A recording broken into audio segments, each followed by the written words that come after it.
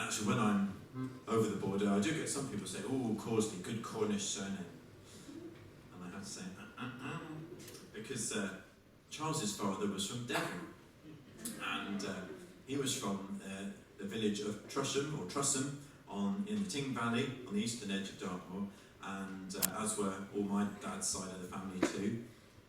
And his dad was working as a gardener in Tingmouth when he met a fair young Cornish maiden who was working as a nanny, and she lured him over the border, and the rest is history. But he was very attached to Devon still, and to Trusham, where all of his dad's family were, and he visited them quite a lot. And after he died, he actually left another house there in the village, which is the old family cottage, and it's a tiny little, it may have started life as a sort of a hovel or a cow shed or something. It was just a one-storey little cottage built into the hillside of the granite, and it's in quite an amazing spot. It's on the hill, and one side looks to Dartmoor and the other one looks all the way down to the sea, so it's an incredible place. And only one room with a massive great big chimney as well, but then they built a few rooms on over the years just to make it a bit bigger, but it was still titchy. And we've got a lovely Victorian photograph of the family, all stood outside, very proud and serious in a Victorian manner. 7 of them that lived in this tiny little house. It's incredible.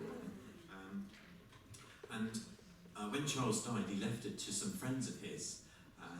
But what he didn't know was that they were going through a divorce at the time, and they didn't really want it.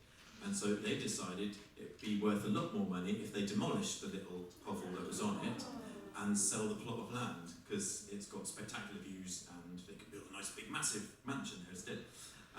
But there was a young couple renting it from Charles at the time, and they were from the village and they really wanted to stay there. And as you can imagine, it's not that easy for young couples to find a house in villages around these parts. And so they managed to secure land with the help of a few landowners who bought up land around it. And then they got a big dirty old caravan and stuck that outside to put people off. And eventually they managed to win the day. They saved it, they stopped it being sold, and lots of local people helped them out and they bought it for them, and they're still living there today, I'm very pleased to say, over 10 years old, and they've got 2 little children.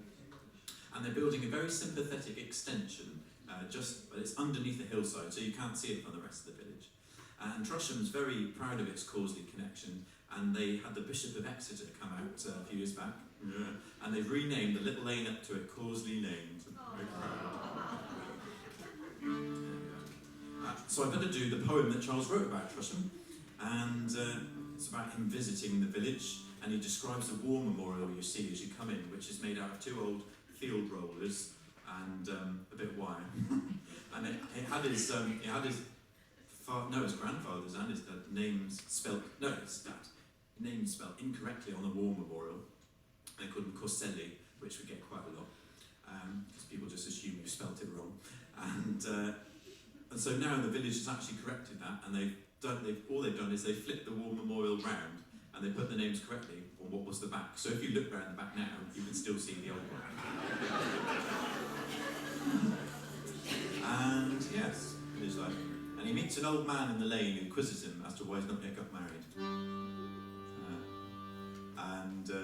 And I found in the archives there was a version of the poem that he didn't use in the end. There was a verse he wrote, and it described his journey home to Lanson, driving back across the moor. And he must have gone probably via Morton Hampstead and back through South Seal, where I live now, through the old A30. So.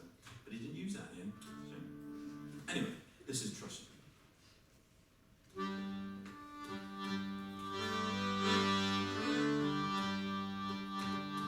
In this blown house, a grandfather was born, and here his father first unshook his bones.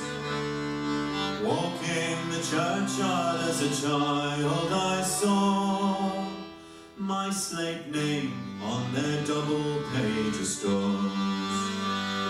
The war memorial's a lump of rock, unpended roller's length of iron twine. Crest like a coaster, the hills wave, I read the bullet-coloured names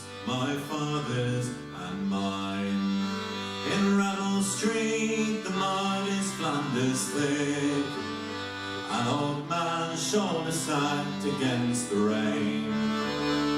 Under the dropping fingers of a Rick, well, he asks, oh, what is it that brings you here again? You've never married and you've got no child. Well, I don't know what your father would say to that. And you, the only one, it seems to me, that when you're gone, well, the name will just go scant. Well, how can I tell him that the sounding heart, oiled with the same old blood, can be reset? And useless to say that this particular flesh won't scrape off, dry off like the mud and like the wet, and those pale disturbances of sky. Another year assembles its vast flow. Ice lines the turning air, it softens and soon advances from the west the carrion snow.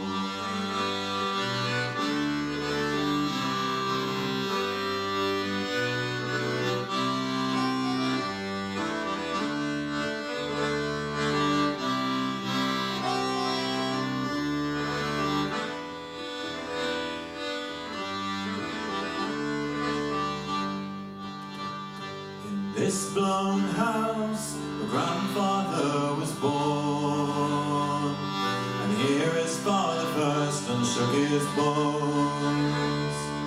Walking the churchyard as a child I saw my slate name on their double